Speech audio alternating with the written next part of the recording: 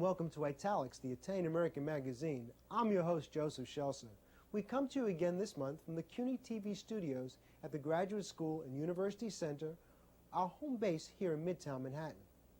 We hope you've all enjoyed a wonderful Thanksgiving with your families and loved ones. The Yuletime decorations here in the city already hung, and the magnificent Rockefeller Center tree is about to be lit, and the crowds have returned to the streets to shop, signifying that the holiday celebrations are just around the corner. All around us, New York City is showing its amazing courage, strength, and resolve by resuming with the business of everyday life, and thus, so do we at Italics. First on this month's show, we go to our home campus, Queens College, for an exhibition of Italian-American women artists called Un Spettro di Immagine. Then we'll return to the CUNY Graduate Center for a symposium that asks the question, Dove Peter Panto?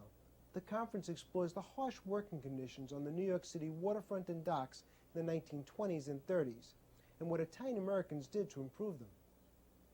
Last month, during the Abbondanza, that we commonly refer to as Italian Heritage and Culture Month, there was one of the events that occurred that we felt deserved more time than we could allot during the overview of the month's celebrations. So we thought we'd bring it to you this month. Un Spettro di Immagine, an exhibition of the works of Italian-American women artists, was held at the Godwin-Turnbuck Museum at Queens College in Flushing, New York. Sponsored by the National Organization of Italian-American Women, the Calandra Institute, among others, Un Spettro di Immagine was one of the first exhibitions solely featuring the works of Italian-American women artists. Let's join Italics correspondent Francesco Madonia and take a look.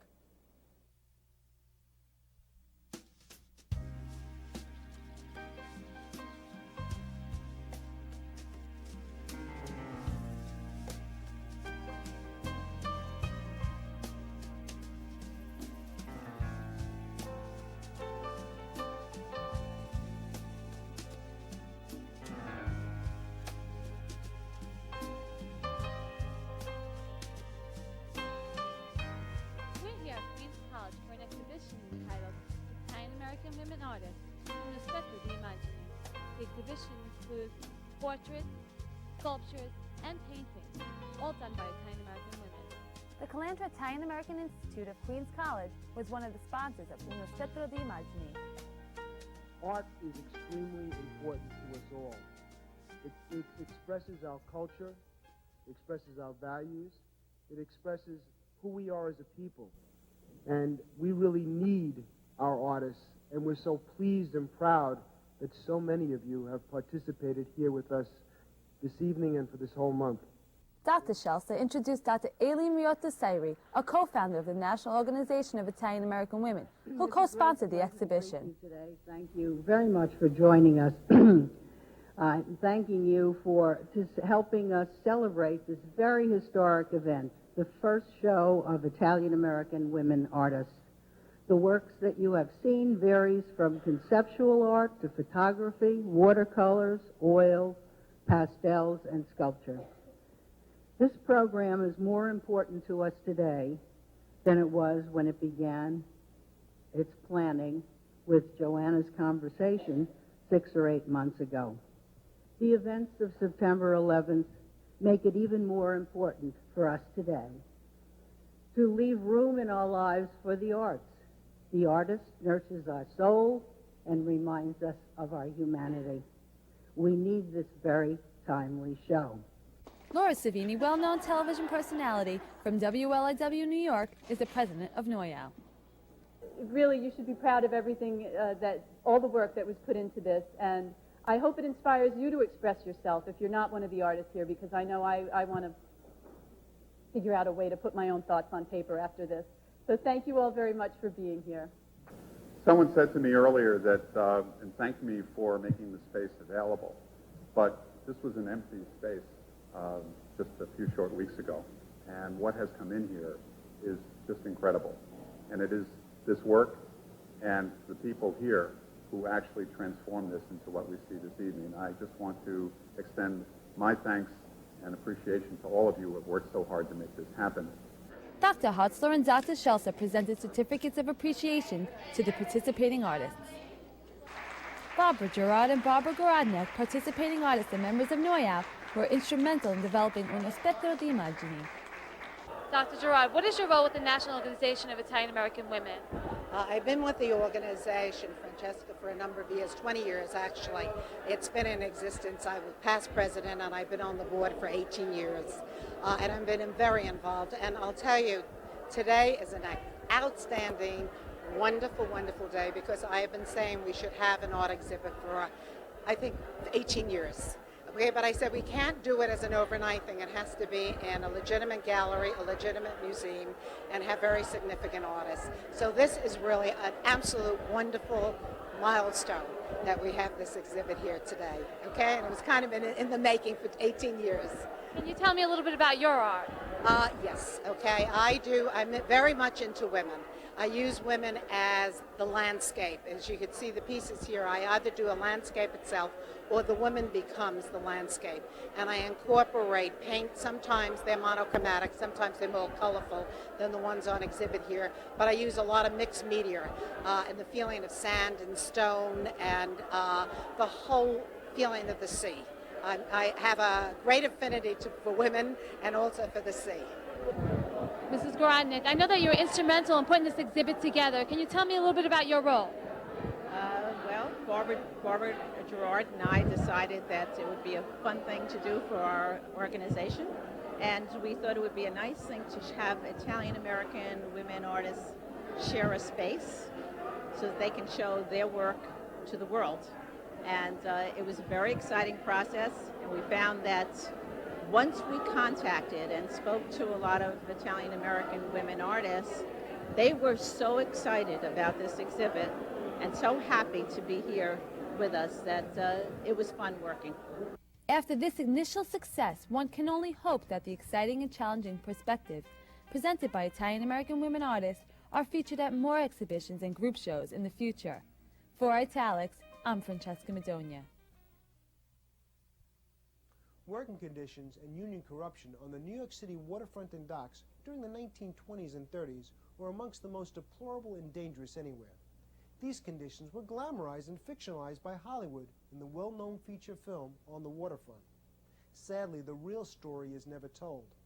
Longshoreman Peter Panto led a rank-and-file revolt against the corrupt union and organized crime that kept conditions deplorable, which cost him his life in 1939. His activism and death eventually helped to improve working conditions for longshoremen in the 1950s.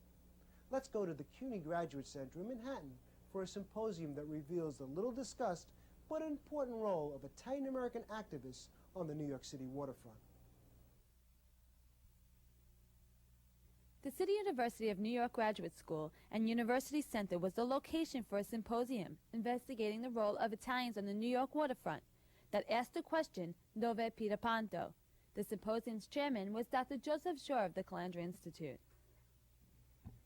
Thank you, Joe. In these horrific times, we have witnessed incredible acts of heroism as police officers, firefighters, emergency workers, and volunteers struggle to save lives in the aftermath of the horrendous attack on the World Trade Center and the Pentagon. We are here today to pay tribute to heroes from another time, Peter Panto and the Italian-American and other longshoremen who struggled under harsh working conditions on the New York waterfront. This is an event I've been wanting to organize for well over a decade. I first read about Peter Panto in Vanni Capelli's 1989 article in the Italian language daily America Oggi. The article contained an interview with playwright Arthur Miller, who wrote about Peter Panto in his autobiography Time Bends, which I immediately purchased. Miller, in walkabouts through the city streets, found himself in the Red Hook section of Brooklyn, and in his words, quote, the sinister waterfront world of gangster-ridden unions, assassinations, beatings, bodies thrown into the lovely bay at night, end of quote. And as he recalled years later, he noticed the words, Dove Peter Panto, written in chalk on the neighborhood's buildings and sidewalks. Where is Peter Panto? Today, unfortunately, the question many of us needs answered is, who is Peter Panto? William Mello, one of today's presenters, will provide us with details recounting the specifics of Panto's life and work, while Calvin Winslow and William DeFazio will discuss the New York waterfront before and after Panto's arrival. Arthur Miller, with help of one of our speakers today, Vincent Longhi, wrote a screenplay about Panto called The Hook, and along with director Elie Kazan, pitched it to several Hollywood studios. The film was never produced. If the movie was made today, I could imagine John Turturro in the leading role. Kazan went on to make the film on the waterfront, turning the lead character into a punch-drunk has-been, and Pete's story receded into our collective memory. In an effort to publicize this event, I walked the streets of Carroll Gardens, the redubbed Red Hook, recently, asking shopkeepers to hang our posters in their windows. Everyone I met said yes, but one elderly man wanted to know, why are you bringing this up after all these years? And my answer was simple, to remember, lest we forget. It is the goal of this conference to fill in the blanks about Panto's life and activism, as well as the struggles of Italian-American laborers in the city. Our scholarly event is an act of reclamation, arresting memory loss and historical erasure that would deny us, as Italian-Americans, as New Yorkers, as sons and daughters of manual workers and political activists, an understanding of who we are and how we got here. Professor Calvin Winslow gave some background on the working conditions on the New York waterfront and docks between the 1890s and 1930s. This was a period of great strikes characterized by mass involvement and direct action. It was the period of Lawrence and Ludlow and McKee's Rocks and Patterson, and then of the enormous strikes of the year 1919. These strikes were often led by immigrants and were multinational in composition. Workers challenged managerial authority even when their demands were pure and simple, that is, related strictly to wages and working conditions. Such challenges quickly became all or nothing affairs. They frequently spilled out of workplaces and into working class neighborhoods. They reflected the growth of class consciousness among American workers and the widespread development of a radical spirit. As a result, ethnic isolation was often broken down and new solidarities were established. Longshoremen were powerful workers. They could shut down harbors and tie up the world's commerce. They were not always victorious, however, and they rarely fought in circumstances which they chose. Sometimes even their own unions were beyond their control. This was the case in the International Longshoremen's Association, the ILA, the organization which came to dominate waterfront unionism on the eastern Gulf coasts. The New York harbor included 700 miles of waterfront, and by the turn of the century, it was the world's largest and busiest port. It was a vast complex of piers, warehouses, railway terminals, and working-class neighborhoods along both sides of the Hudson River, the East River, and along the Brooklyn waterfront from Greenpoint to Bay Ridge. The new liners which arrived at the piers of the Cunard, North German Lloyd, and White Star lines were the symbols of modernity. These ships represented the highest levels of technology and the latest stages in the fierce competition of the giant steamship companies, including Morgan's new shipping trust, the International Merchant Marine, founded in 1902.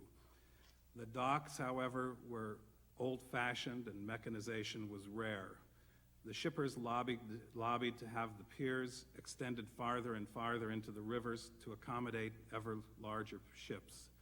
The Titanic was bound for the White Star Line's Chelsea piers. But on the docks, the work was primitive. It was heavy, grueling, and dangerous. The hours were long. Men sometimes worked 20 hours in a stretch. Other jobs would last only for an hour or a few more. Longshoremen were required to stay on the job until it was done. Then, however, they might wait days or weeks for the next job. Consequently, the longshoremen feared unemployment. It created continuous insecurity, and whatever the rate of pay, cut into their standard of living. The shippers considered the longshoremen unskilled, common laborers, and thus hired them as casual workers, one job at a time. They contended that shipping timetables demanded rapid turnarounds, but that the seasons, the seas, and the tides made arrivals and departures unpredictable. Still, and a slogan from those days, the ship must sail on time. The shippers hired the longshoremen in early morning shape-ups, gatherings of longshoremen at the heads of piers. This is the description of a Brooklyn shape-up in the 1920s. by an Italian longshoreman, Rosario Ferrantino. It was bad, very bad, he told a CUNY investigator. This is from the CUNY Oral History series. It was bad, very bad, recalled Ferrantino. Thousands of men would gather in Columbia Street and Red Hook, often overflowing up Carroll, President, and Union Streets. The police were always on hand to keep order. They harassed the men, according to Ferrantino. They beat them with sticks. The foreman arrived at 5 and 6 in the morning looking for specialists and favored gangs. When the locations of work were discovered or announced, the longshoremen would stampede to those piers and shape again. The foreman might announce he needs 100 men, said Ferrantino. Down at the pier there are 1,000.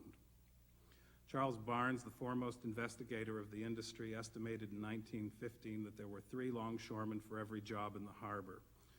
This did not count transient laborers and men from other trades. In such circumstances, longshoremen would fight for their survival. Ethnic rivalry intensified competition for work on the waterfront. The working class neighborhoods which crowded waterfront piers and warehouses reflected not just the occupations of the workers, but the racial and ethnic segregation of American society. There were factors which united longshoremen. These included the poverty of the waterfront neighborhoods, the chronic unemployment, and the fear this produced. The conditions of production also determined the outlook of longshoremen, the grinding, dangerous work, the experience of casual labor, and the shape-up. In addition, the gangs shaped the longshoremen's identity. Longshoremen worked in gangs, often groups of a dozen or more, where relationships were intimate and intense. Cooperation was an absolute necessity. Life and death depended on it. All this produced a common identity and created a collective consciousness. Moreover, while racial and ethnic segregation was a fact, observers simultaneously noted the cosmopolitan character of the waterfront worker. According to Barnes, the work of the ordinary longshoreman took him to so many parts of the port that there was a continual interchange of individuals and nationalities in almost every locality. Class consciousness on the waterfront developed in these circumstances. It was almost always partial and inconsistent. There were times when the longshoreman's identity transcended craft and locality as well as race and ethnicity. The slogan of the 1907 strike was, "We are all longshoremen." I'm very much in favor of what you're doing here at the center, and I strongly endorse this occasion as an effort to keep alive the real story of these workers and, of course, Pete Panto.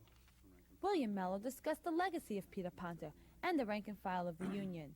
Panto was a radical Italian longshoreman active on the Brooklyn waterfront during the 1930s until the summer of 1939, when gangsters who controlled the International Longshoremen's Association in Brooklyn assassinated him. Panto's activities symbolized the culture of resistance and independent action of New York's dock workers against low wages and extremely poor working conditions. The shipping companies, with the collaboration of the gangster-dominated unions and New York's political structure, imposed these conditions on longshoremen. Panto's life and death illustrate the limitations placed on rank-and-file activity by the structures of power. The investigation into Pete Panto's activities explores the events that led up to his assassination and the repercussions following his death. A second aspect of this study examines the culture of independent rank-and-file action by which Panto's activity represented, and continued to influence the actions of future radicals on the Brooklyn waterfront. Independent rank-and-file activity on the Brooklyn waterfront in the 1930s was an extremely difficult endeavor. Not that it was any easier during other periods. Activists confronted simultaneously the union leadership led by Emil Calandra, vice president of the ILA, the shipping companies, and the local political structure represented by state and city politicians. It was an environment where a rebellious longshoreman could lose his livelihood or his life. The characteristics of waterfront unionism consisted of corruption, violence, and political patronage that left longshoremen to their own devices. Pete Panto's organizing activity did not go unnoticed by the union officials. At first, they tried to weaken the growing support for the reform movement by spreading the word, "He's a red, he's a radical, he'll get you and the union in trouble." When that failed, they tried to bribe him, and finally they resorted to threatening him. It was said that he often reacted by grinning at the gangsters who were sent to threaten him and would continue to tell the dock workers, "We are strong. All we have to do is stand up and fight." One of the last such threats he received, rank-and-file activists reported, came shortly before his disappearance. Calandra told Panto, "The boys don't like what you're doing, so lay off." After returning from work on July 14, 1939 at 5 o'clock in the afternoon, Panto seemed worried. Friends who saw him leave work declared that before going home, he confided that he was going to meet two guys that he didn't trust. Leaving his rented room at 11 North Elliott Place at 7 o'clock that evening, Pete told Michael Mafia, his fiance's brother, that if he didn't return by 10 o'clock the next morning, they should call the police. Pete Panto never returned home. The importance of the Pete Panto case was that for the first time, the notion of independent action and informal organization are combined simultaneously, giving the rank-and-file movement the unprecedented ability for the mobilization of dock workers outside of general movement for wage increases. The principal grievance of the rank-and-file committee was for democracy. Democracy for Panto and the rank-and-file committee could only be achieved by contesting the shape-up hiring system, which was a central mechanism that determined who controlled the waterfront. By contesting the existence of the shape-up, they not only questioned the very nature of the New York waterfront structure, but the relations of the gangster union officials to local political structure as well. At the same time, the assassination of Pete Panto was a message sent to all who attempted to organize New York's longshoremen. After Panto's death, the rank-and-file committee was quickly isolated. Hounded by gangsters, the committees received little solidarity from the surrounding community that supported Panto during the initial days of the Brooklyn campaign. Sam Medell, a longshore activist and contemporary of Pete Panto, recalled the community's reaction to Panto's assassination. The Brooklyn waterfront was terrified. The doors that were open to me previously were closed. You couldn't get anyone to talk. Most of their political support after Panto's death came from the progressives outside of the Red Hook neighborhood. If the mass mobilization among dock workers was unprecedented, it was also a turning point in consolidating the relationship between employers, the local political structure, and the union leadership, who continuously struggled to control the rebellious culture of New York's longshoremen, and particularly the predominantly Italian dock workers of Brooklyn. As late as 1979, remembering the 40th anniversary of the assassination of Pete Panto, the rank-and-file newsletter, Dockers News, wrote, "Pete Panto spoke with an accent, but all longshoremen understood him. Pete Panto paid with his life. Others who came after him carried on the fight. Guys like Sampson on the west side who led the fight against Joe Ryan, Joe Banks, Cleo and Adronicus Jacobs from Local 986, Black brothers who fought discrimination and Joe Ryan's one-man rule, Fred Lazecki and Honest Abe from Local 8 in Brooklyn on the Bush and Green docks. Pete Panto left a legacy of rank-and-file fighters, a true son of the Italian working class. His spirit carries on." Professor William DeFazio spoke about the continuing spirit of Peter Panto in an industry facing extreme technological change where workers would ultimately be replaced by machines. There's no separation, and I think William Mello makes that point very clear, but there's no separation between the dual purposes that Pete Panto had. That to get rid of racketeering, you also had to get rid of the shape-up. That the concern of Panto was equally to get rid of the racketeers as it was to democratize the union. Pete Panto is in the tradition of rank-and-file movements, which are not just movements against the corporation, in this sense the shipping companies, but is often against the union, and that's a long history. The radicals do not believe that they can become the major force in politics of the local, but see themselves functioning in a watchdog role. They continually hope to dramatize issues that are important to longshoremen through election campaigns and wildcat strikes. They function as a check on the excesses of the union, the shipping companies, and the Waterfront Commission. I think that's enough. I think that in these very conservative times, that one of the other successful realities of the bombing of the Trade Center and the Pentagon is that workers all around the country are going to be told they cannot strike for higher wages. We have to stand in the spirit of Peter Panto for the continued right to strike. Vincent Longi was the lawyer practicing representing attorney the rank and file here in New York against City. union and Please elements of welcome Vincent organized Longi. crime during the 1950s. Mr. Longi has also been a prize fighter and a successful playwright. But the magic is that the Italian longshoremen were willing to stand up and fight, despite the fact that they had the worst kind of worker oppression, as far as I know, in the United States.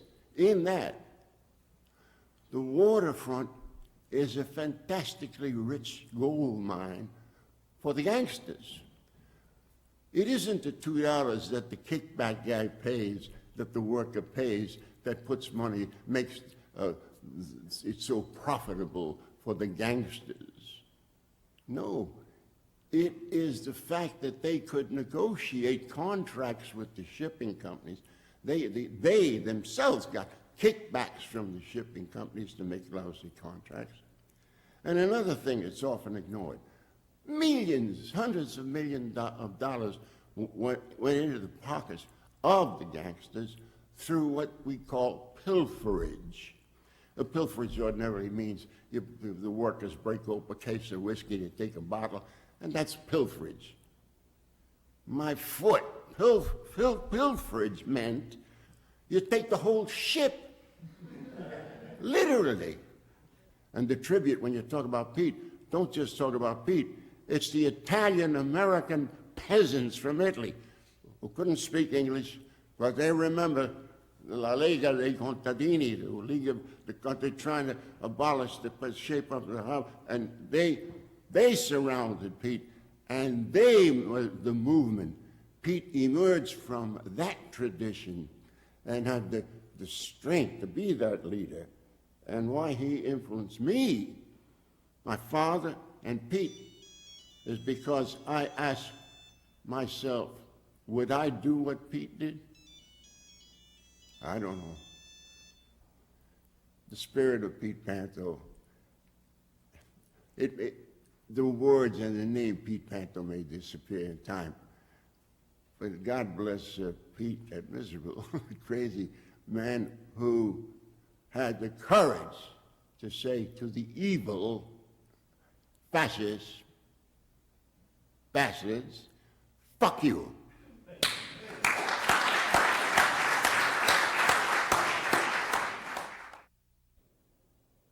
Well, that's it for this month's show. Join us again next month when we go to the Jersey City Museum in New Jersey for The Passion of Sacco and Vanzetti, an exhibition of the works of artist Ben Shahn, inspired by Sacco and Vanzetti's trial and execution. We'll also take you for a look around New York City as it puts on its world-famous Christmas smile. Thanks again for watching Italics. I'm Joseph Shelson. Ciao for now.